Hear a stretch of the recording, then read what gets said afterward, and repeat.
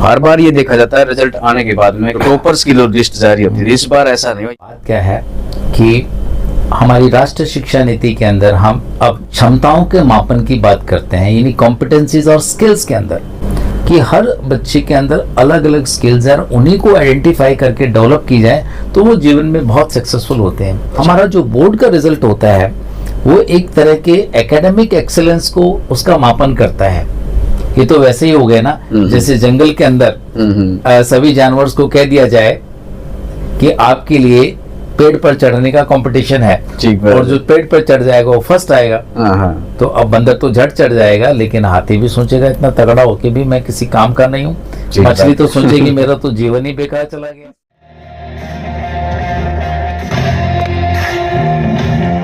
नमस्कार, आप देख रहे हैं हमारा YouTube चैनल और मैं संजय हड्डा। और आज हमारे साथ बैठे हैं हरियाणा विद्यालय शिक्षा बोर्ड भिवानी के chairman doctor VP Yadav ji. सबसे पहले तो सर आपको बहुत बहुत शुभकामनाएं और बहुत बहुत बधाई। आपके प्रयास से और आपकी पूरी टीम ने मिलकर के सीनियर सेकेंडरी का जो आपने परीक्षा परिणाम जारी किया है, ये शायद मेरे ख्याल से एक हिस्टोरिक इवेंट है बोर्ड में। जी, सबसे पहले तो बहुत बहुत धन्यवाद संजय हड्डा जी।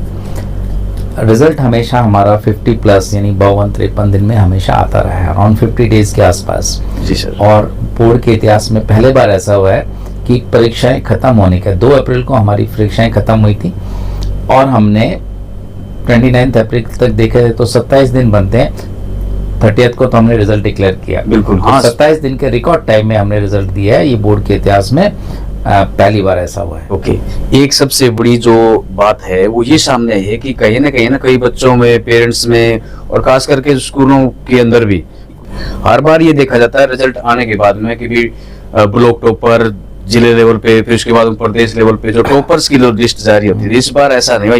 ये भी शायद कहीं ना कहीं बोर्ड का एक अनूठा प्रयास और पहला लग रहा है। जी देखिए, बात क्या है कि हमारी राष्ट्रीय शिक्षा नीति के अंदर हम अब क्षमताओं के मापन की बात करते हैं, यानी कॉम्पिटेंसीज और स्किल्स के अंदर।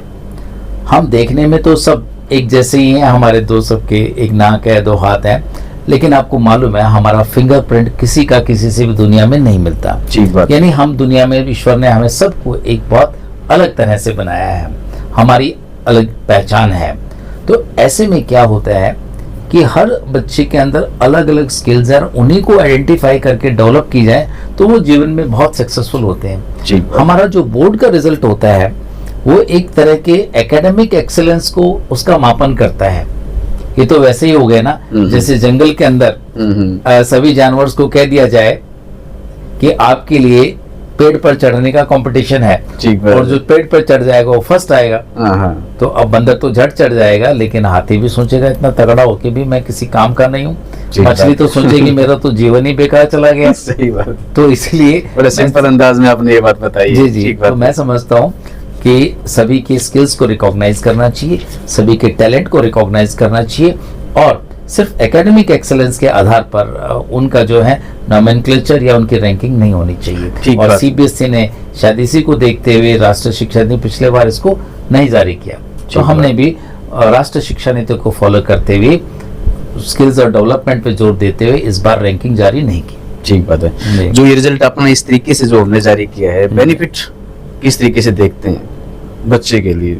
देखिए, हर बच्चा इस बात पर जोर दे। अभी जहाँ पर ज़्यादातर तो आप ये देखिए, जब भी किसी कहीं पर कोई एग्ज़ाम, हर जगह एग्ज़ाम होगा, चाहे CUET है या नौकरी के लिए कॉम्पिटिशन्स है, बच्चे की क्षमताओं का मापन वहाँ पर होगा। ठीक बात। चाहे वो उसके लॉजिकल रीजनिंग दे रहे हैं, ठीक है ना, या उसकी सब्जेक्टिव नॉलेज देख रहे हैं, तो बच्चे को अपने आप को उसके अकॉर्डिंग तैयार करना है। ठीक बात। तो मैं समझता हूँ एकेडमिक एक्सेलेंस में जो उसका स्कोर है वो रेस्पेक्टेबल है, उसके अकॉर्डिंग उसको वेटेज जहाँ जहाँ पर मिलनी है वहाँ मिलेगी। बिल्कुल सही बात है। और जैसे आपने सीनियर सेकेंडरी का इतना फास्ट किया है, तो उम्मीद करते हैं कि जो 10वीं क्लास का है परिणाम आने वाला है वो भी जल्दी होगा। बहुत जल्दी देंगे। हालांकि 10वीं और 12वीं में थोड़ा हमारे साथ चैलेंज ये आ गया कि रिसेंटली हमारे पास इलेक्शन कमीशन ऑफ इंडिया का लेटर आया है कि जो मार्किंग सेंटर्स के ऊपर जो जिन टीचर्स की जो मार्किंग में ड्यूटी लगी है as a BLO, block level office, booth level officer, हाँ, तो उनको रिलीव कर दिया जाए तुरंत।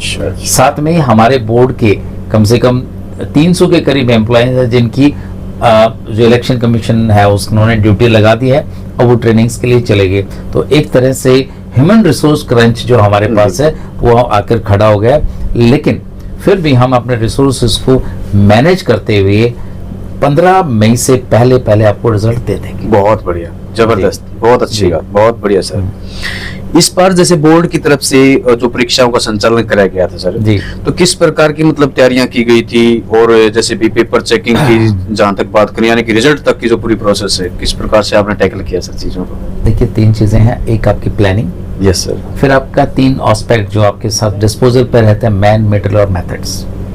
हमने तीनों को, प्लानिंग तो बहुत अच्छी की हमने सबसे पहले सबके मिलकर कि हम एज अ रिजल्ट का एक टारगेट लेके चलते हैं तो हमारे सामने कौन कौन सी चैलेंजेस आएंगी, किसका क्या रोल रहेगा, किस हर जगह स्टेप्स को जो हमने स्टेप सारे फॉलो करने हैं उसके अंदर हम समय को कैसे कम करते ला सकते हैं। फिर कुछ एक प्रोसेस हम कौन कौन है जो पैरेलल चला सकते हैं हम, जैसे पहले मार्किंग पूरी खत्म होगी उसके बाद हम यूएमसी केसेस करते थे, अब मार्किंग चल रही थी हमने यूएमसी की ट्रायल साथ में कर दी, बहुत बढ़िया, हमारा समय बहुत बच गया है। फिर अवार्ड्स लाने का, उसके अंदर सेंटर्स के ऊपर हमने 9 to 5 तक का समय रखा।